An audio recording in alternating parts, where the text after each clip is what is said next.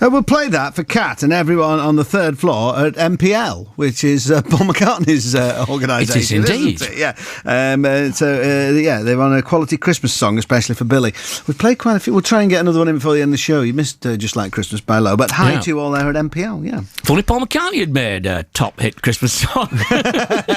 Listen, we want your chain suggestions still, following on Please, by James Brown to radcliffe.maconie at bbc.co.uk and 64046 on the text, and put a phone number on those, please. But there was Paul McCartney, Wings and Band on the Run.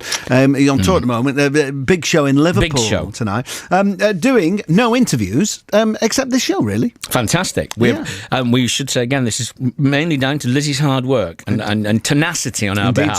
So yes, we were allowed into his inner sanctum last night, Alcapops and I. We were going in over on the... We were actually both, we'd gone into that quietness that we realised we're both quite nervous. There's the third time I've interviewed him, or maybe the fourth, but it's still, every time... You basically, if you're interested in pop music, it's like if you're interested in literature, you're interviewing Shakespeare, aren't you? Well, he's the biggest pop star in the world. I mean, the heritage and everything, isn't it? There's no one in the world who hasn't heard of Paul McCartney. We were discussing who was even comparable. Dylan and Elvis.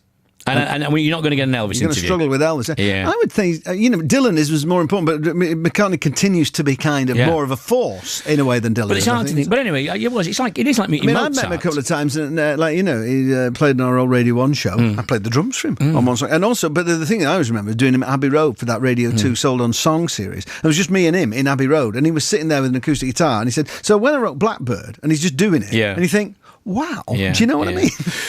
Well, it is like interviewing Mozart or Shakespeare, and we got there and we saw the Soundcheck. Yeah, I didn't know this went on. Which is intriguing. We basically were taken into the M.E.N arena, which had about 60 of us in there. I'd say the huge arena, but just about 60 of us in there. And he walked on stage in a very intimate setting and played a whole load of songs that he didn't then play at the regular gig. He played things like.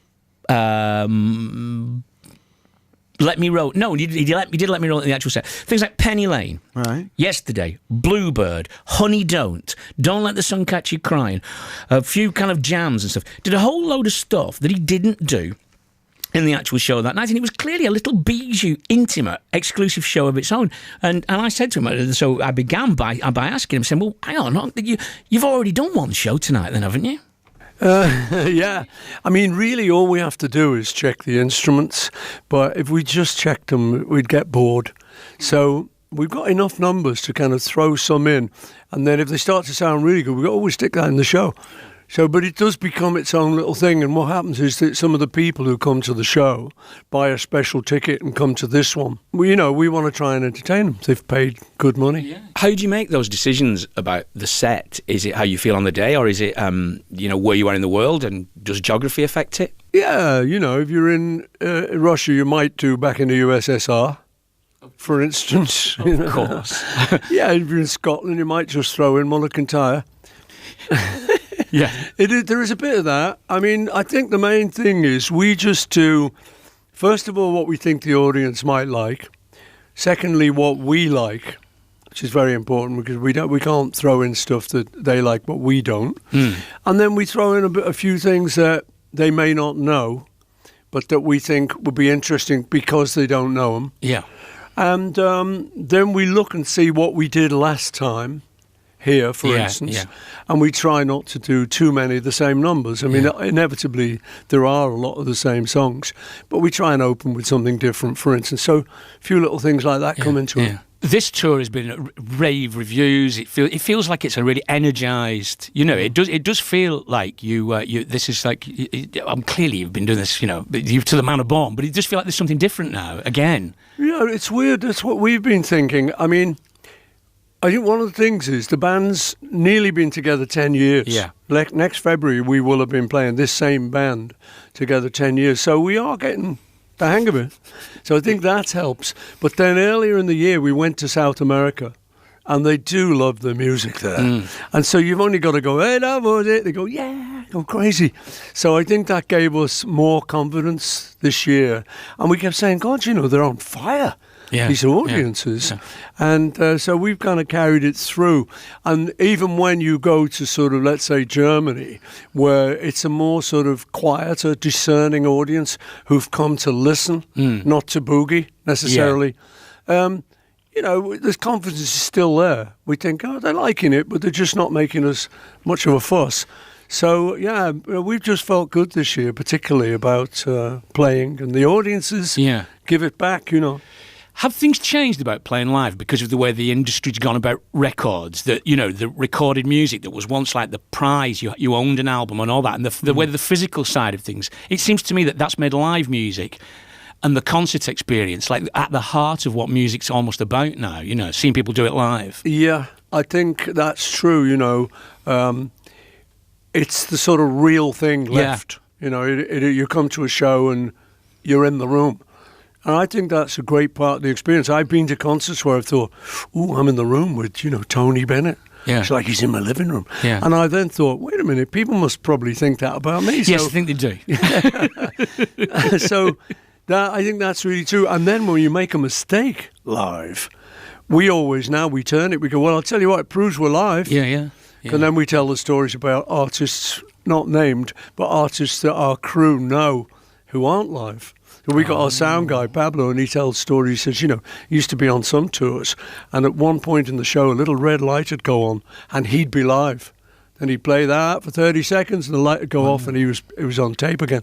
So, you know, we're always very glad at the end of the evening, there's just 5 of us get up there and take a bow, and there's nobody hidden under the stage either. Yeah. Which I hear some naughty people do.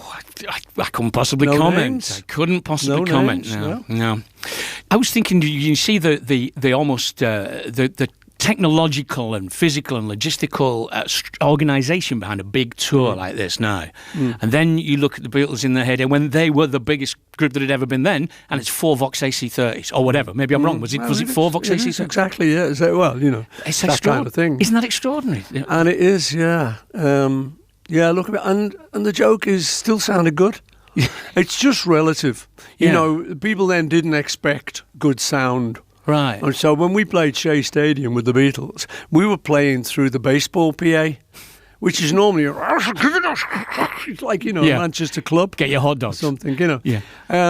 So we just had a laugh. We knew they couldn't hear us. Plus they was screaming like a million seagulls. Yeah. So there's no way they were going to hear us. So we just got on with it and had a laugh. We thought, well, if they don't want to listen, that's not our fault. Yeah. But the PAs were very weedy. Now, you know, because equipment's got much better, you can pretty much hear us. Yeah. Whether you like it or not. Yeah. Do you ever think, I was thinking when you played yesterday, just the night at the Soundcheck, do you ever think those songs have gone out and almost you can hear them as if someone else wrote them? Does that make sense? That they've become kind of in a domain that's outside of the personal experience of you writing them? Yeah, well, in a way, someone else did write them. It was a 24-year-old me. And I look back on him and think, I'm looking at his writing as if he's just like another person. And, you know, some of the lyrics are going, that wasn't bad. It's good the way he did that. And it's funny, you know, people say that, don't you get fed up of doing the songs? I haven't got fed up at all. It's still very exciting because I'm like reviewing these songs and going, it's pretty good the way that goes. Like, changes key, does it? Oh, yeah. So, no, it does. It kind of keeps it fresh, you know, just you're reviewing it all and reliving it all. And, you know, the live experience is a mad one because at the same time as you're singing and remembering words and remembering bass or chords, you're off on one. And you're thinking about, Abbey Road, I remember John coming up, what about when George said that? That was great. And you go, come back, earth to ball, you're on stage, don't go too far, you know. But it's great, it's a lovely experience, you know, and I say you do look at the songs as if it was someone else, because in fact it was. Can you ever hear particular lines or whatever, or think, what I'm thinking, what was I thinking then? Or do they still almost come up immediately fresh that, you know, the experiences come back and whatever? No, I do. I say that's one of the things. While you're trying to remember words and chords and everything, you're off thinking, what was I thinking? Because I'm thinking, you know, a 24 or so year old lad is singing, I'm not half the man I used to be. Yeah, you're 12 then. You know, and it's like, my God, where did I get all that sort of seeming experience from? Yeah. I mean, it's just, you know, you load your computer with all these sort of thoughts and information that you've got from seeing Fred Astaire or watching great singers you love, and you put your thing together. And sometimes it's more than the person you are. Yeah. It's your imagination added to who you are. Yeah. Yes. In Manchester, I'm taking my life in my hands asking this, but you are in Manchester, but I imagine I'd forgive you for the fact that you're probably looking forward a lot to tomorrow, which is Liverpool. Liverpool, yeah. Is that's becoming a kind of tradition, isn't it, for you? Yeah, you know, it's what started to happen is you'll do this big show and you'll go out to America, Yankee Stadium, or you'll go to Sao Paulo, Rio, you know, and then you just sort of think, oh, it would be nice if the folks...